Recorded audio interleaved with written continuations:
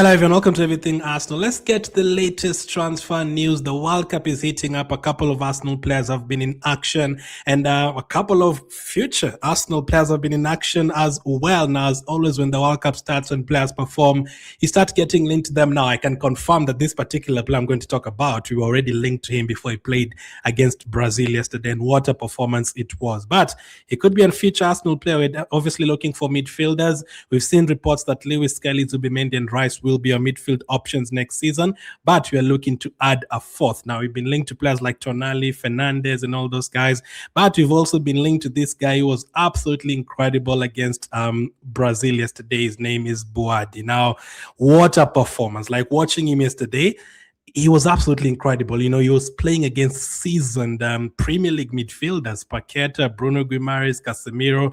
All of these guys have played in the Premier League for years, and he was up against, even the other options, the other players who were playing in and around those positions.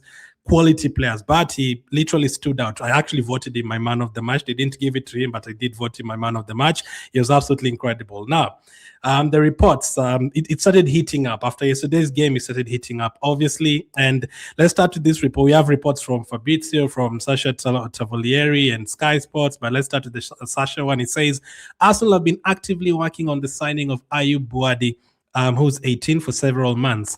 The club have clearly indicated to Bouaddi that he would be considered an important player in their project, with the player interested in the potential move.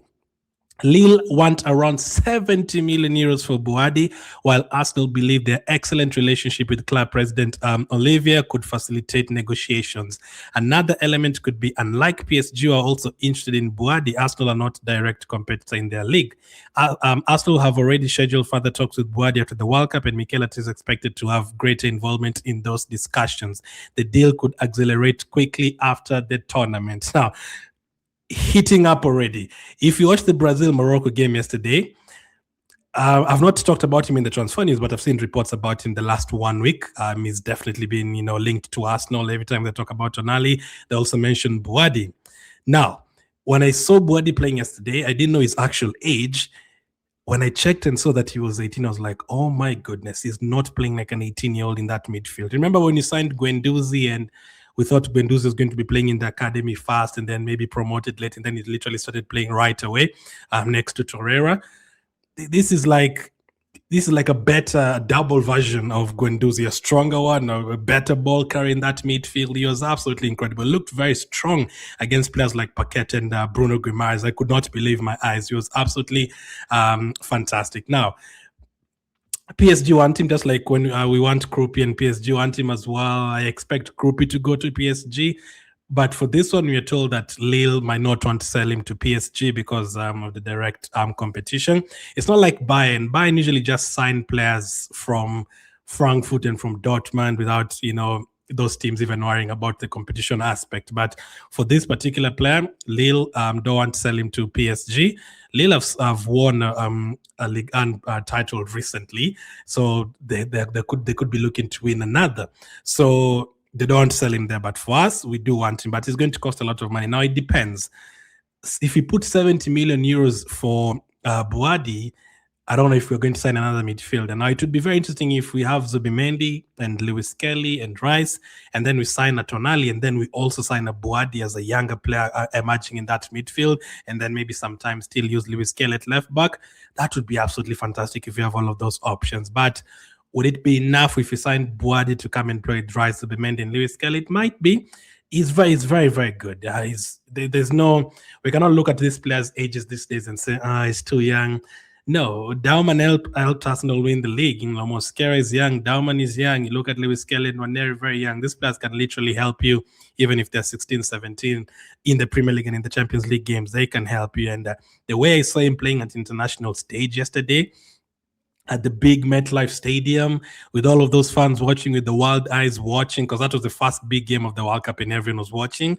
he absolutely impressed me. Very, very much impressed me. Now, Sash is not the only one who's reported on him. We also have reports from Fabrizio, who says Lille, no top clubs are going to come for Ayyoub Bouaddi. He's been approached by PSG. They love him. There were direct contracts with Arsenal, and Liverpool. Both clubs had meetings with the agents of the player. It's going to be the summer of midfielders. So, especially for us, it's definitely going to be the summer of midfielders, just like last season. Last season, the likes of Jorginho and Partey moved on, and then we brought in the likes of Zubimendi and Monga. It was a busy midfield summer, and even during the season, we had a lot of midfield movements. Lewis Kelly wasn't playing, and then he was playing. Rice was playing as the 8, and then he was playing as the 6. Where's the Odegaard rotating? Merino available, not available. Like, we had a lot of changes in midfield. And by the time we got to like March, April, Zubimendi was tired. You had to make more changes. It was all over the place. So, but it worked though. So this season looks like it's going to be the same, starting from the transfer window. We've been linked to Fernandes, to Tonali, to Bouaddi as well, and then there's talks about the likes of Nogard leaving. So it's going to be a busy summer. So that's what Fabrizio's had to say about this one. Liverpool apparently also wanting, and then also an update for Julian Lorenz, who's very good in terms of the French news. Lille have set the price for midfielder Ayyoub Bouaddi at around 60 to 70 million euros. So that is around, let's say, 54 million pounds around there, with Arsenal, PSG, and other clubs interested. And then this one from Sky Sports: Arsenal have made Ayyoub Bouaddi one of their midfield targets this summer. Arsenal have been in regular contact with the player's representatives since January 2025. So we've been in contact with him since even before that. At that point, if it's January of last year, he could have been like 16 at that point, depending on if his birthday is February, March. He could have been like 16 at that point. So I've been looking at him for a long time, which is very interesting. If whoever scouted him, incredible, because what I saw yesterday, it was fascinating how well he was playing. So Ayyoub Bouaddi, for the next Morocco game, make sure to keep an eye on him. He's a player that we definitely want. Now, what is the plan with the midfield? So Gary Jacobs says Mikel Arteta wants to rotate 4 midfielders next season: Declan Rice, Martins, Zubimendi, Miles, Lewis Kelly, and a new signing. So we weren't rotating a lot last season. Rice and Zubimendi played a lot. I mean, it's until the second half of the season that's when we switched Rice position and Zubimendi dropped out of the team. But they played so many games, they were tired. So we had to move Lewis Kelly to midfield, start playing him again. I don't think Arteta really trusted Nogard to control everything in those crucial games at the end of the season, so he never really played. Merino's injured, so we didn't have a lot of options in that midfield. And Odegaard and Neze, in terms of the number 10, they were both injured as well. So we want 4 midfielders in that position. Who's going to be the starter?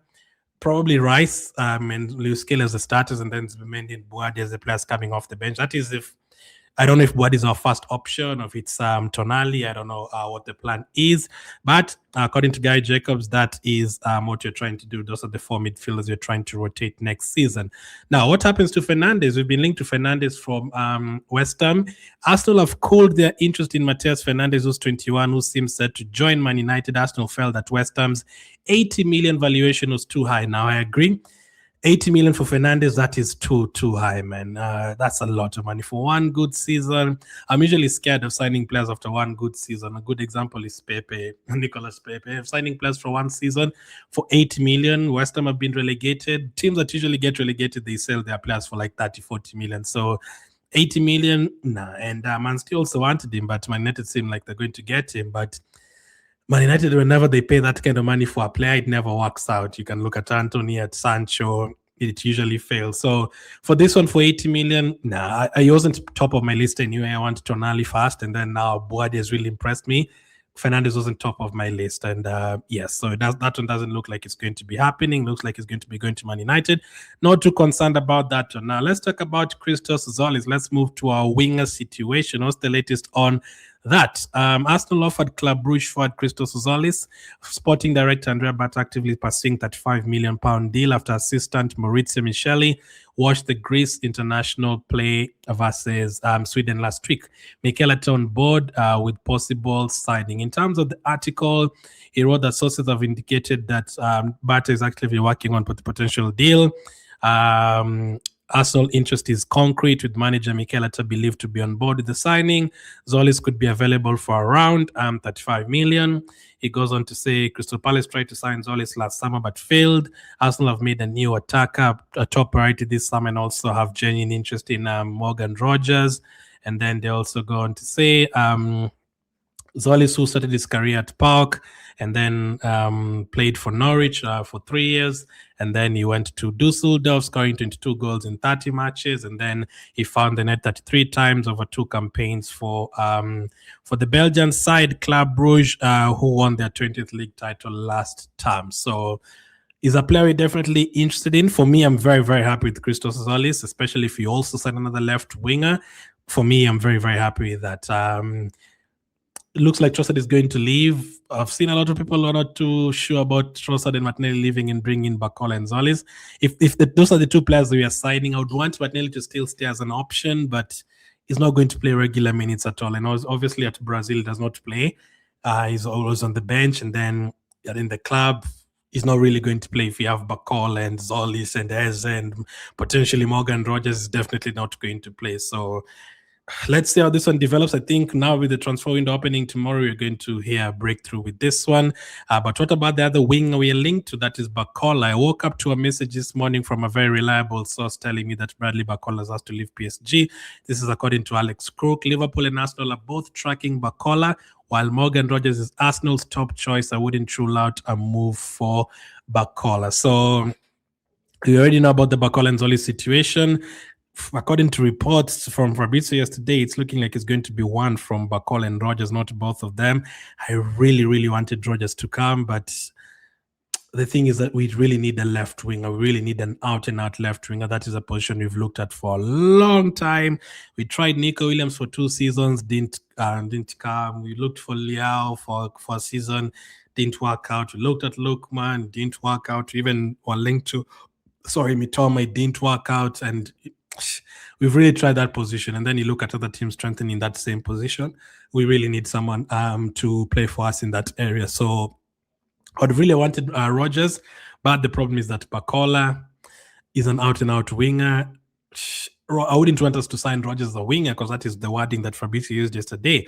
We are linked to Rogers, but in terms of another alternative is Barcola. That is what he said. So difficult one. I think after tomorrow, you're going to start to get an idea of which players you're going to go for. I think Tzolis is an easier one because it's cheaper. He wants to make the move. Greece are not in the World Cup, so that one is an easier one to get done. So that is the latest on Barcola. And then finally, Jeremy Monga, another winger that we're linked to. I was told that up to 10 clubs, again, according to Alex Crook, both in the Premier League and abroad, showed interest in Jeremy Monga. Arsenal are very close to agreeing a deal with Leicester for 10 million. So a lot of those scouting signings and a lot of those opportunistic signings and market opportunities. There's players that we really want, like Rogers and Barcola and those guys, but there's market opportunities like Jeremy Monga and Tzolis who are not going to affect in terms of the budget that the players you already wanted. So looks like it's going to be another interesting signing. We were told we're going to sign 4 players, but it could be more than that. If you sign someone like a Monga, he could be going out on loan right away. But let's see what happens. And the World Cup, as I said, got started. I'm going to be doing shorts. I'm talking about the Arsenal players who've played. We already seen Havertz scoring twice, Gabriel playing yesterday against Morocco. And there's a couple of others who are going to be playing, like Nkapi and Gyökeres later tonight. Let us see. But yeah, from tomorrow onwards, when the transfer window opens, the live shows will be back. So make sure to be tuning in for those. Thank you for watching, and I'll catch up with you guys on the next one.